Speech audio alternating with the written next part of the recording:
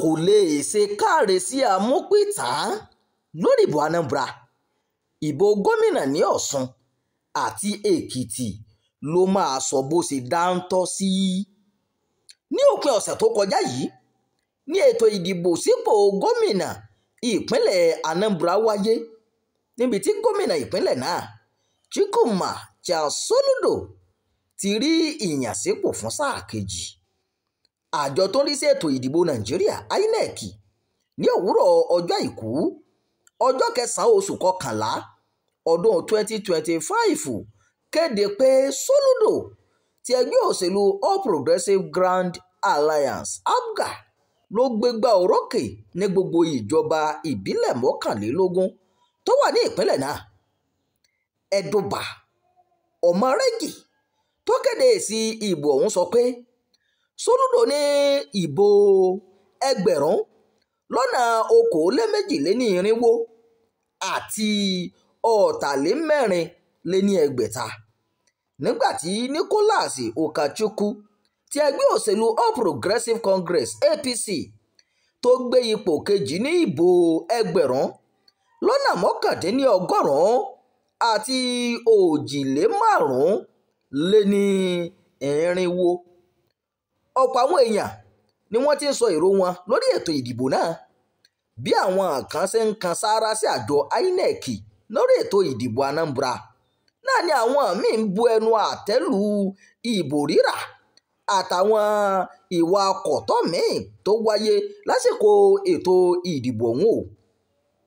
Ẹgbẹ́ òṣèlú African Democratic Party ADC nínú àtẹ̀jáde tí agbẹnusọ ẹgbẹ́ òṣèlú náà Bọ́lájí Abdullahi fi síta sọ pé níṣẹ́ ni ètò ìdìbò náà kún fọ́fọ́ fún títà àti rírà ìbò.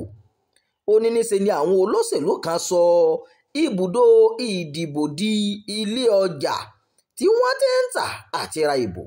Abdullahi ní ìgbésẹ̀ jẹ́ ohun ìkọnilóminú lórí ìlànà ètò ìdìbò Nàìjíríà àti pé ìgbésẹ̀ náà jẹ́ ohun àbùkù sí ètò ìṣèjọba àwarawa.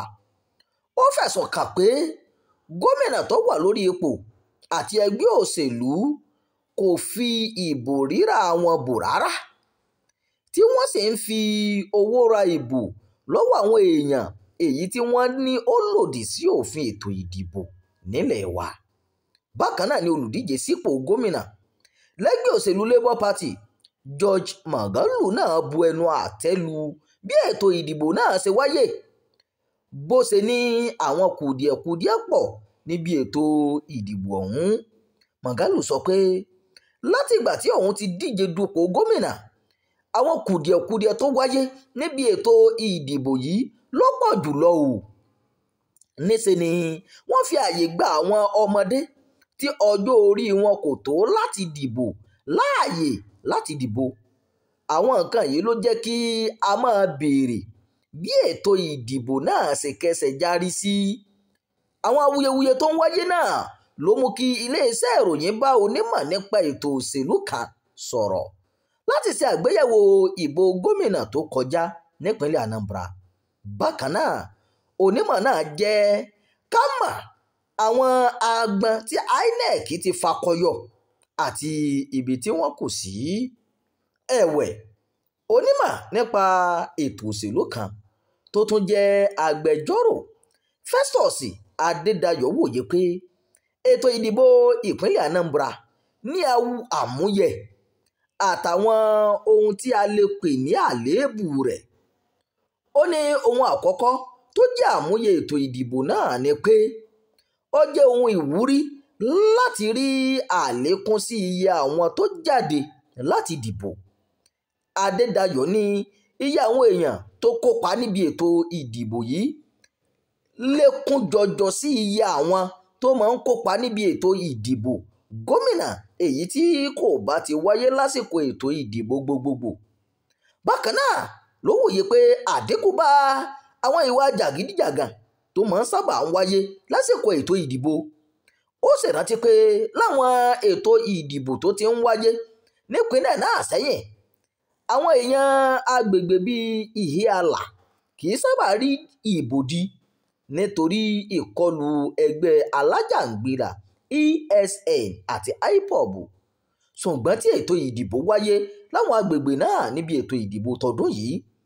Ó sọ pé àmúyẹ míì ni pé INEC rí i dájú pé wọ́n fi ìdá 97% èsì ìbò náà sórí ayélujára pẹ̀lú ọ̀rọ̀ BVAS, èyí tó ṣàfihàn pé ìgbéga ti ń bá ètò ìdìbò Nàìjíríà. Adédayọ̀ ní òun ní ìrántí pé èyí máa jẹ́ àmúlò nígbà tí ètò ìdìbò gbogbogbò máa wáyé lọ́dún 2026.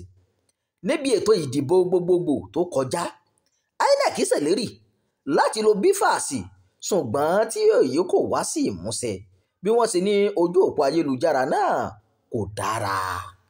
Ní ìdàkejì ẹ̀wẹ̀, Adédayọ̀ ní ìgbésẹ̀ rírà àti títa ìbò jẹ́ ohun tó sì ń fa ètò ìdìbò Nàìjíríà sẹ́yìn. Ó wòye pé ọ̀pọ̀ àwọn ẹgbẹ́ òṣèlú ni wọ́n gbé ẹ̀rọ POS lọ sí ibùdó ìdìbò láti fi ra ìbò lọ́wọ́ àwọn olùdìbò, èyí tó ní ó tàbùkù ètò ìdìbò Nàìjíríà. Adédayọ̀ sọ pé a kò lè fi ètò ìdìbò Anambra yìí ṣe ìgbéléwọ̀n alága àjọ INEC tuntun Joas Amupitan, nítorí Mahmood Yakubu tó gba ipò lọ́wọ́ rẹ̀ náà máa ń ṣe àṣeyọrí bẹ́ẹ̀ lásìkò tí kì í ṣe ètò ìdìbò gbogbogbò. Èyí tó máa jẹ́ ìdánwò fún un gan-an ní ètò ìdìbò ìpínlẹ̀ Ọ̀ṣun àti ti Èkìtì. Ó wá pè fún àtúntò òfin ètò ìdìbò, èyí tó máa fìdí rẹ̀ múlẹ̀ tí ètò ìdìbò Nàìjíríà bá máa gbé oúnjẹ fẹ́gbẹ́ gbà wó bọ̀ bíi ti àwọn akẹgbẹ́ rẹ̀ ní àgbáyé. Ìròyìn yàjóyàjó fún ti àkókò yìí kò ní jù báyìí lọ. Ẹ má gbàgbé láti máa darapọ̀ mọ́ ìkànnì yìí, ẹ máa subscribe, ọ̀fẹ́ ni kì í ṣowó, ẹ máa bá wa pín ká o, ẹ máa fi èròǹgbà yín sábàlá àríwísí. Imam Abdulwaheed ló ti ń jábọ̀ ìròyìn.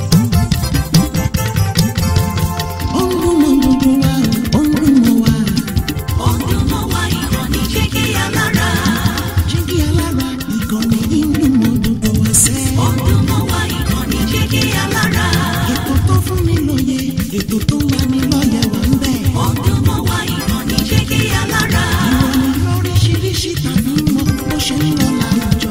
Ọdún mọ́ wa ìkànnì Jígí Alára. Ìkànnì Jígí Alára.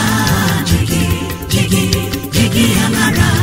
Jígí Alára.